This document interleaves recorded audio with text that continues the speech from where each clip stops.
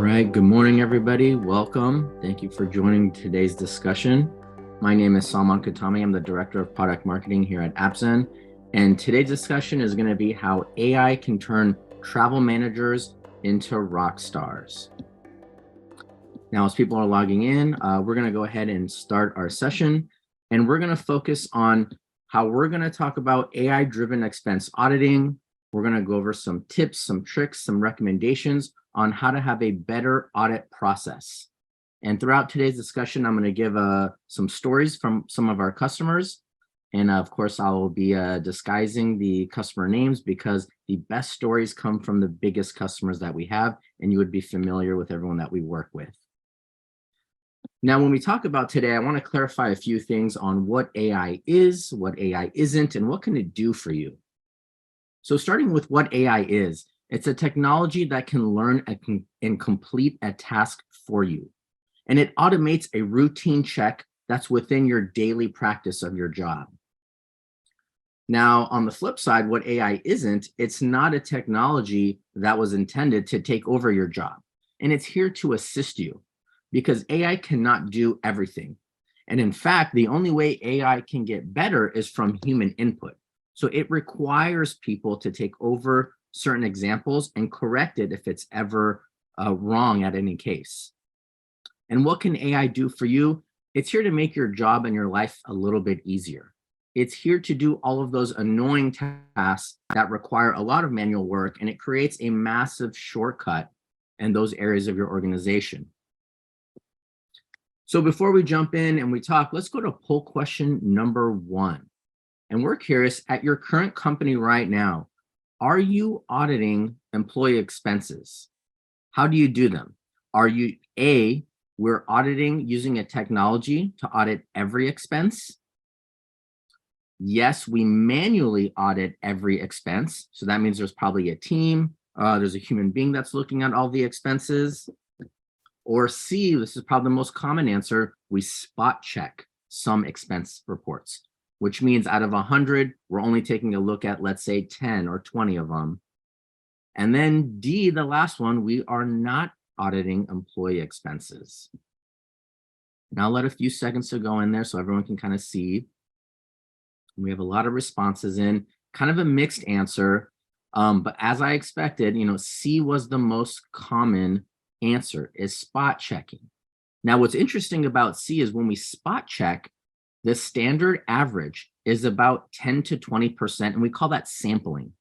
And when we sample a size of data, let's say 100 reports, if I sample 20 out of the 100, it means I have an 80% chance of getting away with something on an expense report because nobody is taking a look at it. And that's when expense reports and that strategy can become very dangerous. All right, so the next topic is going to be what is lurking in our expense reports. Okay, so what's lurking in our expense reports, and this is conducted from a sample set of all of 2020 on what we started to see as a trend after COVID.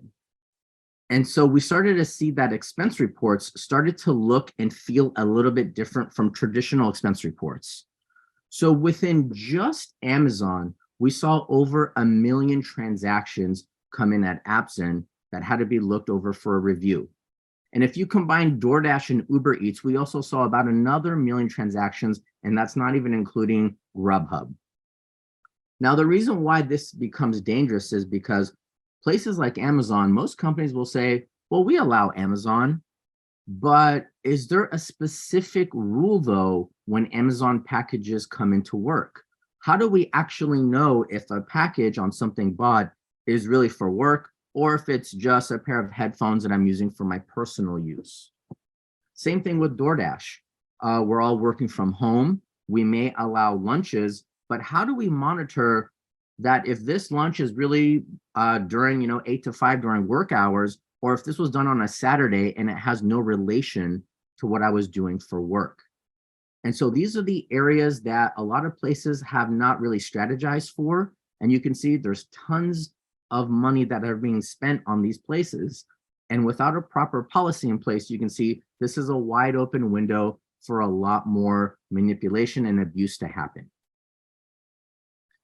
Now, other things that are hiding in expense reports, I would say the most dangerous one that we saw, 172,000 violations just in 2022 against all of our community of customers in duplicate spend. So I go out, I have a lunch, I have a receipt, and then again next week I resubmit that same receipt, which means a double payment. And that means employees actually profit when there's a double payment. And the company is paying twice for something that was done one time. I would say that's our most dangerous area that people need to focus on. Number two, a strictly behavioral pattern. 273 violations on unauthorized spend. This had the largest amount for $1 billion. What's interesting about unauthorized expenses is when you buy something that's not allowed, you typically have a good idea if you're allowed to purchase something on an expense report or not. If I go out and I buy an iPhone and I put that on my expense report and I'm not supposed to, you should have a pretty good idea. Or even worse, if the employee doesn't know this, it means they're not familiar with your policy. And then the third one, are you hoping that nobody finds out? About 500,000 violations in merchant category checks. What's very scary about this is a merchant category check means you are at a place that you're not supposed to be. Now, typically those fall into two categories as a majority. Those end up being your casinos and your strip clubs, your adult entertainment. They're merchant categories, they're businesses that are completely X'd out. You're not allowed to, but you can see it happens all the time. We see it every day. Almost 500,000 transactions, not dollars, just transactions, are going to those businesses. Now, the top violations that we saw in 2022 are receipt verification, not being to validate a receipt. You can see it's crumpled up like that image there on the right, or amount verifications. I am allowed to spend a certain amount on dinner and I just keep going over my amount. And then you have your unauthorized, doing something I'm not supposed to, expense age, I'm just taking too long on submitting reports. And then another sneaky one is non-itemized receipts. This is also another very easy way to disguise receipts, because if I don't show you in an itemized receipt what I did for dinner, you actually have no idea what I ordered for dinner. Did I get the spaghetti and meatballs, or did my entire dinner just consist of whiskey shots? You would never know if I don't itemize that receipt. And that's a trend that's picking up because that's a great way to disguise a lot of your expenses that we see. Now, if you're not looking into these expenses line by line, it's very hard to pick up a lot of these violations. Now, these are three very interesting expenses that we found. And we see that this would be very difficult for a human being to pick up, but this is where AI would come in and use its expertise to say, hey, this seems a little bit abnormal.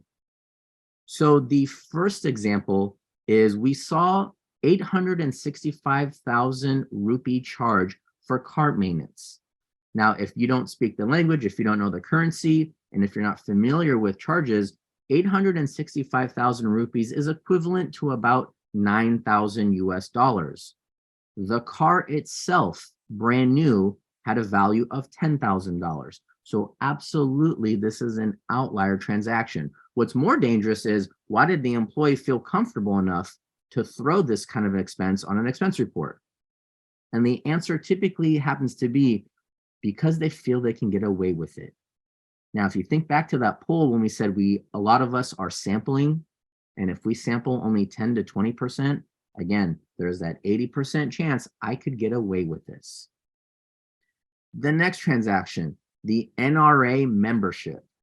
Now, this can be very taboo. If this is allowed, not allowed, do companies actually take responsibility of this? But the reason why this shows up on a lot of expense reports is the membership is actually only $45. And I can promise you, a lot of you probably have a rule that says anything under $50 doesn't require a receipt. Doesn't require a receipt, it means no one looks at it and it just goes through. So this is a great example of something that we see. And then the last one, this is a great example of something that I would probably never pick up, but an employee submitted an expense report asking for $700 on a reimbursement because they used points to purchase a mile. And so they wanted to be reimbursed for their points. Now, there is no way to really determine exactly, is this allowed? Is this odd behavior? Do you in fact get paid back from using points? I would say that probably goes against a lot of standard business practices because they want you to use a valid credit card on a transaction like this. So these are all examples of something that it's, again, very difficult for any human being to spot out. And here's a couple of examples. And on these examples, this goes outside of just odd behavior. These are actually examples of fake receipts that are submitted.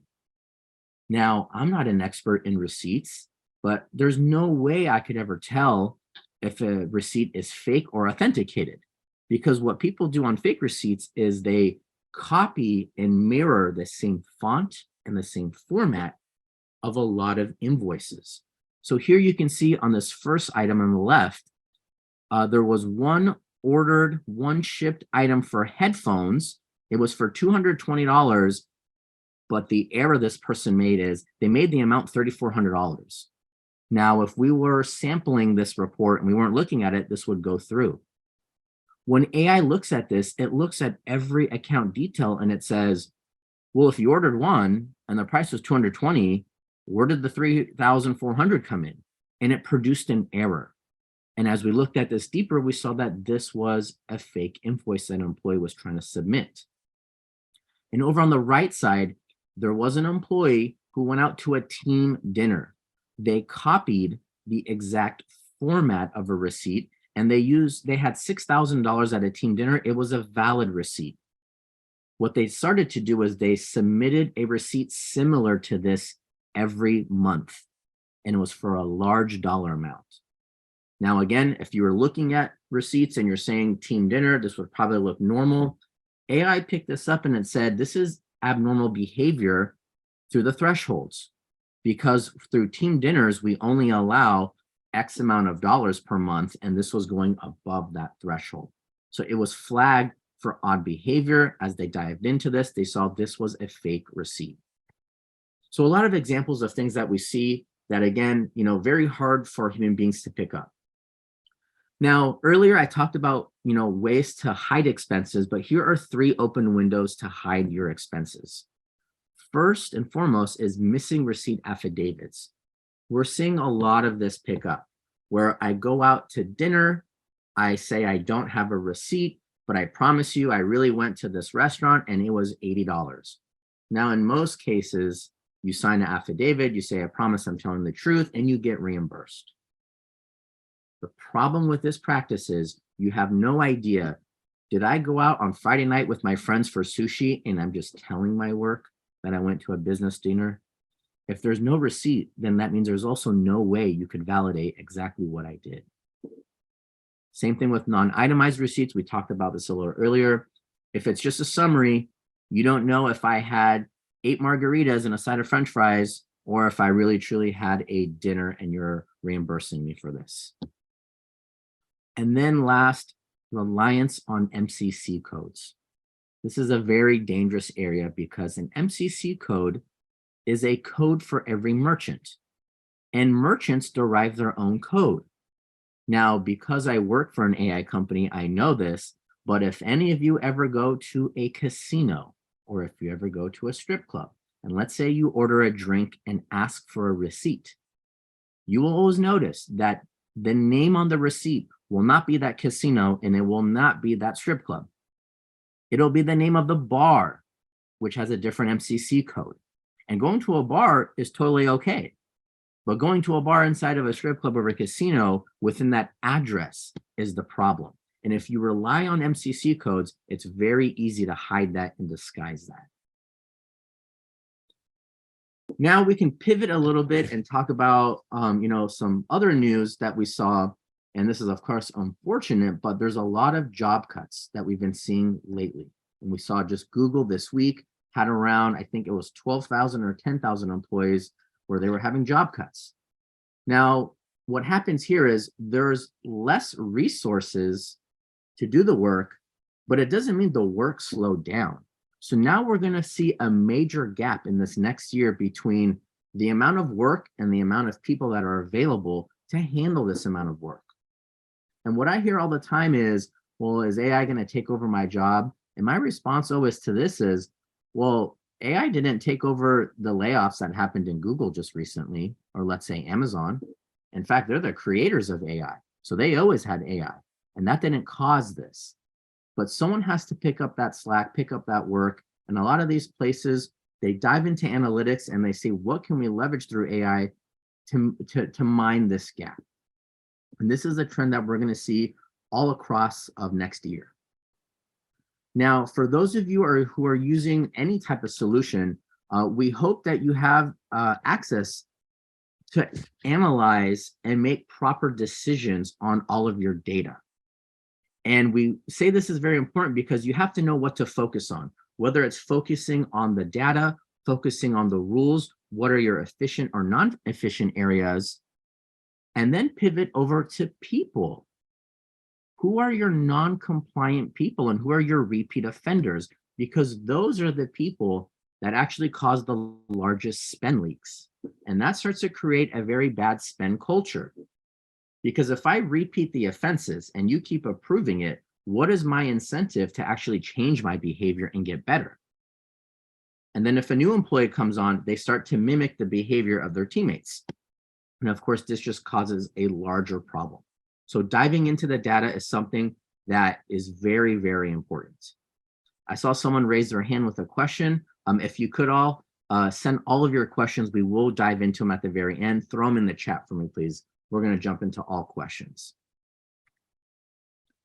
Now, collectively, all of these issues are a perfect problem for AI to solve, whether it's bad expenses, hidden expenses, or even the behavior. Those are the things that we want to dive into. And so when we talk about, AI approaches, there's of course the AI approach and the non-AI approach. And many of you today might be working on the non-AI approach, which comes in 3 different formats. So the first format is, of course, the fully manual. Human being is looking at all the expense reports and taking a look at all of the receipts. Now, of course, biggest problem to that is there's 100 reports. How am I going to finish 100 reports on a Friday at 4 o'clock? Next option is using the most common solution that we've seen is OCR, optical character recognition, which is scanning for keywords. It is not reading documentation. Now, the biggest problem we have for this is just an alert, but when we scan for keywords, what happens when we see a margarita and a margarita pizza? OCR technology does not have that brain engine to understand that the margarita pizza is different than the margarita, of course. It has to back channel and cross-reference that data to understand that, of course, the shrimp cocktail is not a cocktail, that's actually a food item, and a cocktail goes under the beverage category. These are all things that OCR cannot do, similar to taking a look at language translations. And then last, a lot of us will also have rule-based automations. We have rules against what our taxis are, rules against what our hotel limits are. And the problem with this is rules always tend to adjust and we have a lot of gray areas. And then that causes an IT person that has to always come in and manipulate that rule-based theory, which causes a lot of time and it's very expensive. So it cannot be flexible. Now, challenges that we see with human limitations are, of course, that volume, where it's Friday, 4 o'clock, there's 100 reports. How do we get this done on time at the end of the month? And that's something that we want AI to come in and do because AI can process data at light speed and it looks at every transaction. It doesn't miss an item for me. And modern technologies are meant to read and understand documents and not scan a document like OCR does. It understands the logo of Starbucks is a mermaid, for example. And if it's not that logo, it can understand and say, well, this is kind of odd because I already have history of 100,000 transactions from Starbucks. They followed a particular format. This is a little bit different. Okay. Now, also reading languages is a major piece. A lot of us might be working domestically, but if I have a trip and I go out to China, who reads those characters? And how do you know what am I actually spending on? And of course, there's actually a format, which is called the Fapiao stamp that goes on in China. Who looks at that? Who knows what the stamp is? Who knows what the locations of those two stamps are? I don't know those. And those are things that we rely on AI to do. So we want those items to get done quicker, and it saves us time, but more importantly, it ensures our accuracy, because everyone knows I wouldn't be able to get that stuff right. Now, another major component is the loss of institutional knowledge. A lot of you today might be the veterans on your teams. But what happens when the most seasoned employee leaves and they take away all of that institutional knowledge, that expertise they have with them? How long does it take to get the rest of the team back to that level of expertise? And with AI, it's like having an expert on demand 24/7. And the good thing about AI is it doesn't get COVID. It doesn't come in to work late. It's still working on Christmas Day. And submitting something at 2 a.m. can give you an answer by 2:30 a.m. still. And so it removes that ability and that problem of needing to train employees to get them to that expertise level. And when you embed an AI solution, you start at that expertise level at all times. So when you have a new policy change, let's say we have a new rule for those Amazon transactions, it knows that right away, and you can add that in immediately. You don't need to have a meeting with all of your auditors on Zoom and tell them exactly what the rules are. And then for the first week, they kind of miss those rules until they get up and running. It starts right away. And then some of the major benefits and the drivers of why people choose an AI solution are, of course, 100% coverage. And we want that to get away from that sample setting where we're looking at just 10%, 20% of reports. But more importantly, in 2023, the most important thing you want to do is do things in prepayment. You need to conserve your cash, because that will be the most important thing now, as we see all around us. So whether you have 5 reports or 500 reports, you can reduce the processing time by 80%. And we say that because out of 100 reports, maybe only 5 of them have issues. And when AI takes a look at this, it's going to tell you, focus on these 5 reports and don't look at the 95 reports, because it scans it, it grades it, it knows everything about those transactions. So you can focus your time on more important tasks. And we scale this, of course. And an indirect benefit that we get from this is, if employees know that AI is looking at all the transactions, it starts to slowly change the behavior and the culture at your work. Now, when I go out to dinner, and if I go out for drinks, let's say, my favorite drink is a margarita with Don Julio 1942. But if I go out to dinner with, let's say, my boss, of course, I'm not going to order that. Why? Because my behavior changes, because I know someone is watching me. And that's exactly what AI does. It changes the bad behavior that you have. And then you can actually see, well, how bad is the bad? And who is bringing in that bad and from what team? It tells you a story.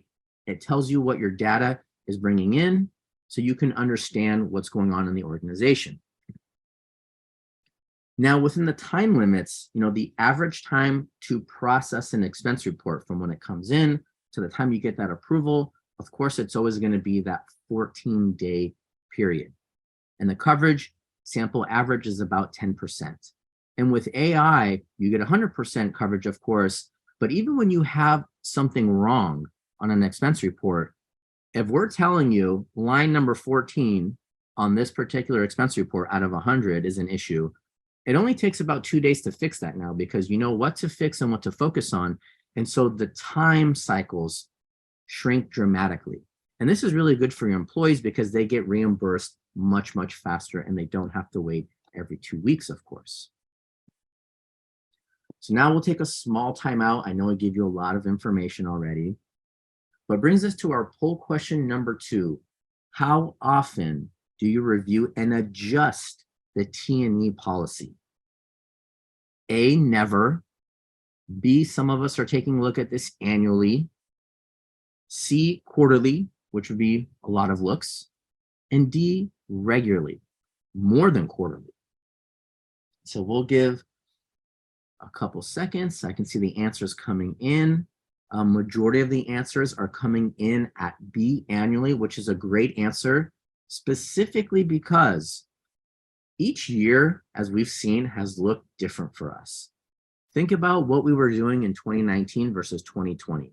Completely looks different. And then even, during COVID and then 2021, which was like our quasi post-COVID, we were maybe getting out, not getting out, things looked and felt differently, specifically around work from home items. Right now, I'm working from home. You might be working from home as well. And so does that mean maybe my internet gets reimbursed? DoorDash, because I used to get lunches all the time, I get in now. Do I get a stipend, for, let's say, an office chair? And if I do get a stipend, let's say I get $300 for the year, who's tracking my $300? Who knows if I'm under or over that amount? Is there a spreadsheet in Excel? Who tracks that down? Is there a team that does that? So there's a lot of things that we want to take a look at and focus on, and we want to do this, of course, year by year. So now, in order to make a big impact, we want to do this with small steps, and it starts with taking a look at our data. And when we talk about making a big impact, we are deriving this from cost savings. Now, what we absolutely do not want to do, and a lot of organizations are doing this, when we think about cost savings, the first thing you want to do is cut the rules from T&E spending. And after that, they usually go to headcount reduction. And those are the areas that we want to avoid. And so we have some recommendations of how can you avoid this while still getting a large impact on cost savings without having to do that. Now, first, when it comes into implementing a strategy, we want everyone to read every transaction of every dollar submitted against your policy and familiarize employees with the culture. When employees are not familiar with your policy, that's where there's an abundance of work for auditors to look, and that's where that large number in unauthorized transactions come in. I didn't know I was supposed to do this. I didn't know we couldn't buy these purchases, and I didn't know I was supposed to go there. I didn't know I couldn't turn in, a summarized receipt. Well, if we're not looking at every single item, this adds in a larger amount of bad spend. Now, we also want to uncover the repeat offenders to let them know that the behavior needs to stop. And when we look at the volume, so all of these large areas, just making a 10% adjustment is a significant immediate cost savings that we have.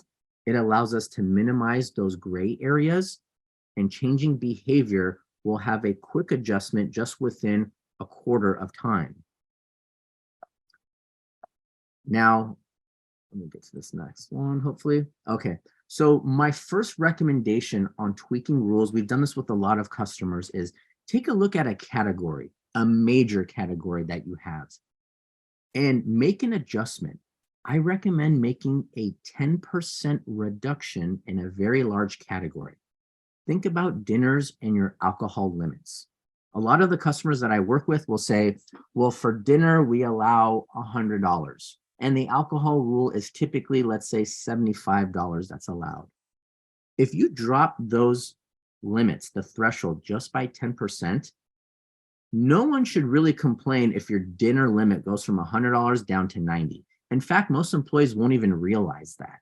You're not ruining the employee experience if you're allowed to spend $100 to $90, but that 10% margin over the course of an entire year for a large organization, what we've seen is hundreds of thousands of dollars within the data is saved. This is a much better solution than jumping to your immediate headcount loss. And that's the way that we save money. We don't need to do these solutions. Making an adjustment, think about your taxi rules, your hotel limits, your flights, just small reductions in one or two areas, and look at the data and see how does that look over time. You can do this as a trial run, see how it looks like for 6 months, and it gives you a good understanding of how can you see immediate cost savings. Now, tip number 2, let's see, tighten up broader rules. The most broad rule that we have is when we say earlier, we don't require a receipt for anything that's under $50. And that's what allows those expenses like the NRA membership to go through. Tighten those up. Make those more of like maybe $20 and below. You don't need a receipt because those you don't need to worry about. Those are your lunches, your breakfast, your coffees. That's not a big deal. Anything above that, require a receipt. Understand what's going on. Everybody has a Samsung or an iPhone, and everybody can take a picture of their receipts. It's very easy to do that. And zone in on missing receipts. That becomes a behavior that doesn't change over time. People do not get better, they get lazier when they see they can get away with certain rules. Tip number 3, stop those repeat offenders. Now, if I start to do a violation, if I violate, let's say, the hotel rule 3 times in a row, and if my work doesn't say anything and I keep getting away with it, well, guess what? The 4th time is going to happen, of course. However, if I get an email that says, hey, Saman, you've been doing this 3 times in a row, we noticed it. Please make sure you're within the guidelines, and here's a PDF of the guidelines for the hotel rule. Immediately, my behavior will change because I know that this is being looked at. And when that next hotel charge comes in, I'm not going to go above that $500 threshold, for example. I know that this expense that I'm going to do is going to come back to me. And that's how we get policy offenders to reduce, of course. And so when we do this, looking at the offenders, just sending a simple email sends a clear message to employees of we're looking and we know exactly what's going on. Tip number 4, use a data-driven approach. Look at your organizations, look at your teams, look at what areas can you improve on. What's the most impacted area? Is it the employees not turning in receipts? Is it the employees going over the amounts? Are your amounts maybe too strict and you need to loosen them up maybe? What is causing all of the violations? What are making this behavior to change in the bad way, and how can we get them to improve for next year of code, of course? Now, having meetings with the managers to say, this is what our efficiency looked like, because when we take a look at AI, we want everyone to be at roughly an 80% auto approval rate. At AppZen, the average of all customers, and we have over 1,000 customers, was around 72% at an auto approval, which is a very good number. The ultimate goal is 80%, which means 80% of everything that comes in the door is evaluated, it's graded, it's looked at, and it's auto approved. No human had to come in and take a look at it. So we always want the highest level, of course, of auto approvals, and we want to do that with ensuring ourselves that we're not just approving things, that can be dangerous spend. And then next, find your blind spots. Look at what is the easiest way to hide a transaction. Now, I gave you 3 examples of how you can hide expenses through missing receipts, summary receipts, merchant codes, but look at your large vendors. Target is another one. Do you have a specific rule against target transactions? I would assume most of you don't yet, but these are areas that we can take a look at, and these are blind spots. You may not have thought about them before, but if an employee does this once and gets away with it, and they do this usually in small increment amounts, they spend under $40, they try to go under the radar, or they go usually $1 under the rule. So if your lunch rule, or let's say your Amazon rule, is anything above $50, start to look at who is submitting expenses for $49. Another major trend, which means employees are manipulating and learning the rules. All right, so let's take our next break. And again, any questions that you may have, please throw them into the chat. If you had the data, where in your policy could you uncover the greatest savings for your company to cement your rockstar status? So after a year, you want to go to your boss and say, look, I looked at the data, we made a small change, and look what the results were. Are there A, adjusting spend limits in specific categories, B, cracking down on missing or duplicate expenses, which is very big, C, rooting out those repeat offenders, or D, closing out your blind spots? We'll allow just a few seconds for answers to come in. We're seeing the majority of the answers are on repeat offenders. Now, what's interesting about that answer is when we look at analytics and a lot of solutions, it doesn't need to be AppZen, it can be anybody. Solutions always target and focus on, take a look at your transactions and your spend. They're always focused on the dollars. And that's where we want to pivot away from, because not everything is about dollars. It also has to gear around the people. And so the people are what create the bad dollars. So if my manager is always organized, has very strong rule on what is allowed, not allowed, then the team members are going to mimic that same behavior. And that's really what we want. And so the repeat offenders becomes a big problem, because here's another story for you. We did a POC for a customer, and we started to notice that there was one particular employee who was friends with the manager. And on all the receipts that were required, this employee had a piece of paper and wrote down in pen, "This is my receipt." And they did that as a joke. And every time that person went out to dinner, the attachment that they put in was this funny piece of paper that said, "This is my receipt." And they did that because in a lot of these ERP solutions, they require an attachment. They never told you what kind of attachment. You could put a selfie in there. You could put a PowerPoint or Excel project in your expense report, and it would get to the next step. If no one is looking at the attachment, then there's no use for the attachment. And so the manager, because he was friends with the employee, was never looking at it and just kept approving it, improving it. We looked over this and we saw that they were doing this for 3 years, all transactions, which means that another wide open window. That employee could have bought anything. They could have bought a TV. And as the receipt, they could have just said, "This is my receipt." And it was a picture of him smiling too in the picture. And so that was their inside joke. And they saw, and of course they were reprimanded for that. But these are the things that we uncover. There's things that we just don't know about. And if you're not looking at every single transaction, how will you know what's going on in the organization?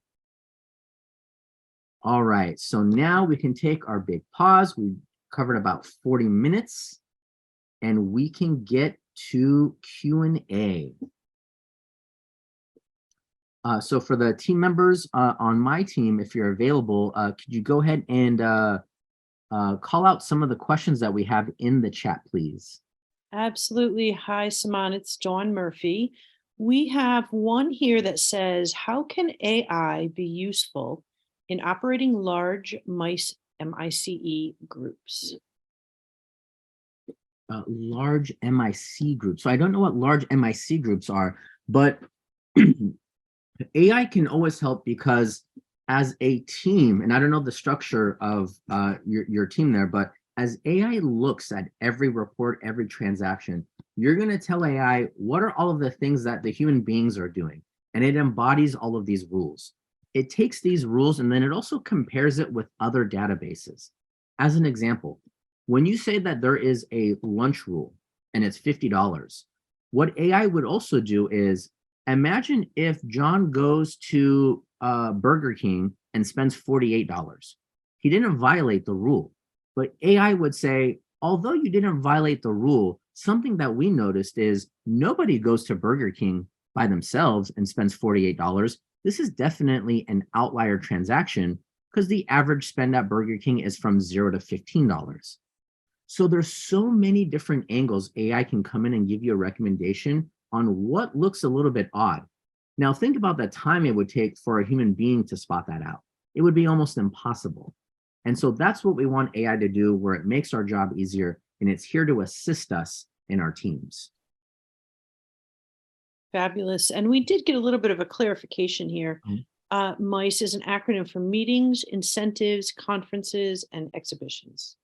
The next question that we had that came in is, how is AI significantly better than non-AI expense auditing? And do you have an example? Sure. So let's go over 2 examples. Think about when, this is something that we saw a lot of. When you have a receipt, let's say you go out to a grocery store, you buy something, and at the very bottom of the receipt, it says, if you fill out this survey, receive a $5 gift card. Now, when non-AI solutions see this, typically OCR, They're scanning for words. Now, let's say gift cards are not allowed at my work. When it sees that at the very bottom, it says, hey, we found it. There's a gift card on this receipt. This is not allowed. But of course, that's just a footer. These are things that AI understands because it works kind of like a human brain. It knows that this is not a line transaction. And so this is just a note. And so it bypasses that. So it knows exactly what to zone in on. Specifically, like if I do a transaction in Europe and my receipt is in French, well, do I have a translator at my work? No. And am I going to get a translator for every country that's out there? Probably not. And that's what we want AI to do for us. OCR technologies absolutely cannot do this. More importantly, the majority of OCR technologies are post-audit, which means after you reimburse the employee, it looks at the approved expense report to see was there anything wrong. Well, that's not stopping the solution for us. This is why it's very important to be in a prepayment standpoint. We want solutions to find the issue before we go any further, before we pay out an employee. Good question, though. Excellent. And to piggyback on that, question is, are you referring to a specific AI expense tool? So, of course, there's tons of different AI tools. So with AppZen, I can tell you that we are one of the only leaders that has a 100% prepayment standpoint, and analytics comes included with any subscription. So it dives in, and it's not just expense reports. They specialize in invoices and credit cards, which is another major area of transactions. And think about when we do transactions, we may have a company card. It's only looked at if you translate what you did on your company card and you enter it in a expense report. Well, what if there's 10 transactions and I only transferred 9 of them? One of them goes missing. Who looks at that? And who knows if I missed a transaction? Because we don't audit credit cards typically, we audit the expense reports. So there's a lot of things that many solutions would have. I would say do a lot of your homework, of course. But with AppZen, we are a leader on AI solutions that are in prepayment for all of spend. Excellent. Next question we have, and this is interesting perspective. Everyone says they are AI, but how do I know if I really have it? So there's several ways to know if you really have AI. Now, if you ask a vendor, how many AI models do you get and the subscription that you're buying, they should tell you right away. It's similar to asking a real estate agent how many bedrooms are in the house that you're buying. Now, if they don't answer it, it's because they don't know and they probably don't have it, and everyone just likes to use that word. But a better way of knowing within the technology, AI can only get better through machine learning. Machine learning only happens if the human can correctify it. So in your solution, if you have never correctified an error for machine learning, then that means it's not learning and that's not AI. So if things go through and they get flagged and that's it, it just says, hey, there's an issue, that's not AI. AI would say, there's an issue, do you agree with it? Do you disagree with it? And if you disagree, please tell me why. That is a proper solution. That's when you know, oh, this is going into the database of user input to remember historical data. Excellent question. I just learned a lot just from that myself. Next question is, if I spend an abnormal amount of money at a specific restaurant or store, would AI recognize that outlier behavior? Yes. So with AppZen, what we do is when we look at a restaurant, we don't just look at the spend. We actually take a look at other databases. So meaning we'll take a look at Yelp. And if you ever go on Yelp, do you ever notice every restaurant has a dollar sign, for example? An expensive restaurant may have $4 signs, whereas fast food places may have $1 sign. And the dollar sign represents $0 to $15 of average spend. So when somebody in that case spends an abnormal amount, we check it through Yelp as well to say, what is the average spend based on your menu per person? And you're allowed to configure this. So at my work, we can say you're allowed to spend about 2.5 times the average spend of a general user. If you're above that, then that's outlier behavior. So here's an example. Restaurant, the average spend is 20 bucks. I spend 50 bucks. That's okay. But if I were to spend $60, that would be 3 times the average amount. Then that gets flagged as abnormal spend behavior. And it gets flagged for spending too much at that restaurant. Even though I'm allowed to maybe spend $100 on dinner, that doesn't matter. The behavior. So it's not just transactions, looking at the behavior. So there's tons of rules that you can add in and have AI scan all of this, and it looks at this and it monitors every transaction that goes through. And thinking about an expense report, it can have 3 transactions, it can have 100 transactions. It doesn't matter. It goes through everything in light speed. Excellent. Can you explain a little more about what you mean by AI models? Sure. So in order for the solution to know exactly what to look for, it's done by AI models. And then model is, think about an assistant, okay? And each model is like an assistant that goes after a task and it goes after some kind of process. So we have about 43 models. Our largest competitor has 8 models. That's a difference. Now, a model is, think about a duplicate check. It's looking for duplicate image or similar duplicate image. That's one model. That one model focuses on duplicates. It's not looking just to see, are the dollar amounts the same? It's looking at, is the image the same? Was the waiter's name the same? Was the date the same? Was the line items the same? Does it reach a 95% confidence rate of this being a duplicate? So all of the models are, think there's expense age, there's duplicates, there's restaurant checks, there's blacklisted checks, like going to the casinos and strip clubs. These are all different models, and you can configure how you want the model to behave. Think about your hotel stays, your taxis. Taxis gets divided into, there's Uber, there's Lyft. Do you have a rule for Lyft that's different than Uber? It can get broken down into a tree structure, and we do this by modeling. Excellent. Looks like we have time for a couple more. Hmm? How is AI learning from my transactions? Okay, so AI, to start with, it's learning from day one through everybody's transactions. And what I mean by that is, if I go to the Marriott, the AI system has already seen 2 million transactions from Marriott, which means it knows exactly what to focus on. It knows the format of a Marriott invoice or a receipt. It knows the logo. It knows what fields to look at exactly. So it's not starting from scratch. Now, in addition to that, it starts to learn your patterns and your behaviors. So if you start to go to a new business that nobody else has been to before, it says, okay, I see this restaurant or this place you've been to. We've never seen it before. We're going to see this once. We're going to see it twice. We're going to see, do you approve this? Did this raise any concerns? And if it doesn't, it learns that format. Now, this becomes very important because think about, let's say McDonald's. The receipt on McDonald's will have a big M in the top middle section of a receipt. And I don't think all the times it even says McDonald's. It might just have the M. Pretend for a moment that McDonald's changes their logo.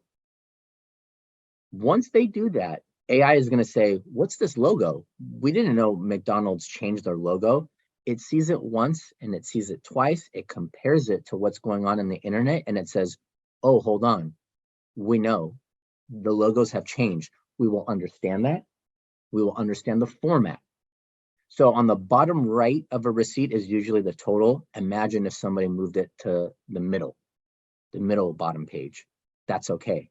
AI does not need a template. Nobody needs to go in and say, don't focus on the bottom right, focus on the middle. It knows that. It will not produce an error. It just fixes along the way. It molds to what the vendors are doing automatically for you.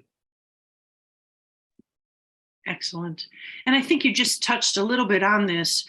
How does the AI start learning from day one? So it's learning from day one of really 6 years ago. So from all of our customers from the past, it'll learn your behaviors on anything that's specific to just you from day one. But luckily, this is also how you kind of tell who has a very matured solution. And this is why you want someone that's been around for a while and not someone that's brand new. Because luckily, people like there's Amazon, there's Facebook, we have a lot of customers. They've already been submitting transactions for several years. They've already gone to many restaurants that are in, let's say, Israel, or let's say in China. So we're already familiar with so many transactions. You don't have to start from scratch. A new AI is just like a new human being. It's like an intern. And it takes a while for any intern to start from day one to get to that senior level. It doesn't happen overnight. It takes several years. So this is why for any of you choosing an AI solution, it doesn't have to be AppZen, it can be anybody. You want to make sure you're choosing somebody that is matured. You need that veteran brain of the AI engine, and you don't want the intern brain that's just learning and picking up their speed from scratch. Fabulous. How does AppZen or competitors know my policy or multiple policies across the world? And if I want to implement changes, how long does that process take? So when you begin as a customer, we will always ask you, what is your existing policy or policies? You can have more than one for different organizations. So we will mimic the document of your existing policy. We will also go through more than just your policy, because maybe you don't have a rule on Target and Amazon, and maybe you haven't specified what the rules are for Lyft or Uber. So we'll go over all of those gray areas that you may not have thought about that we would recommend. And each organization can have their own policy. Here's an example. The sales team who travels, they can have more loose rules because they travel a lot more. Whereas, let's say my engineering team, they're always in the office. They shouldn't be doing hotel transactions. So maybe they have stricter rules. So each group can have their own rules. Now, going into the settings and adjusting the rule is as simple as hitting a plus sign, highlighting a number of 100, hitting delete and putting in 90, and hit enter and save. If you have the access, and not everyone will have access, of course, to make configuration changes, you can do so. It's extremely easy. It is no different than just highlighting, deleting, and adding in a new number and hitting that save button. And you can go over all of the categories. Here's an example also of where we specialize in. For unauthorized expenses, our competitor has about 30 categories.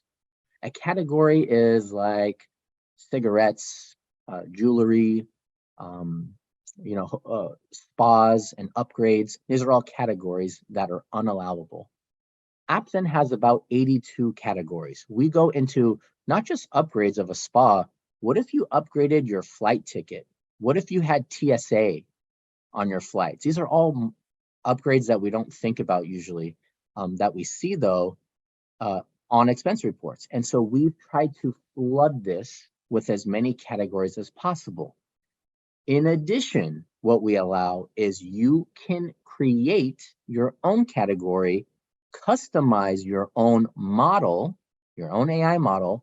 That can be done for free. We do not charge for that.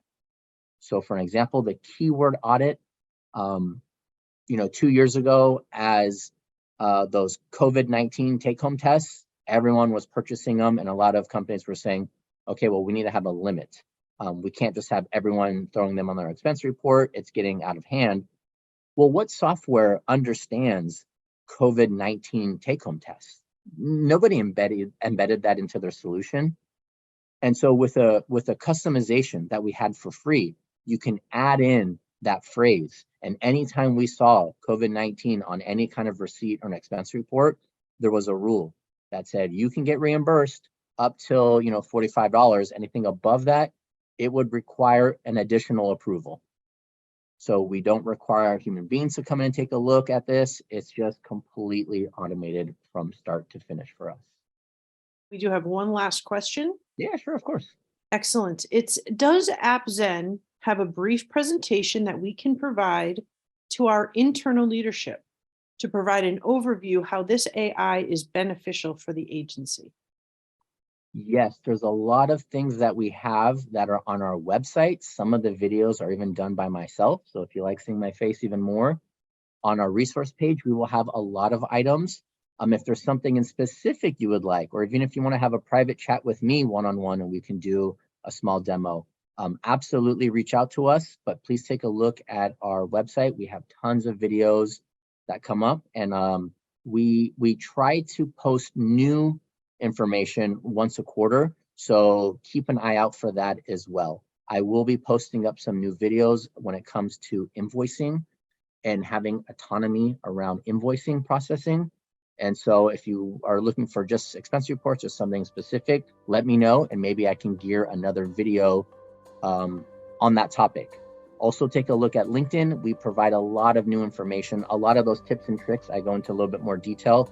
Those are on our LinkedIn page as well. Excellent. Well, I think that is a wrap. Thank you again. Thank you to AppZen. GBTA appreciates this partnership. This is incredibly powerful and important information for our membership and for the registrants. So thank you again.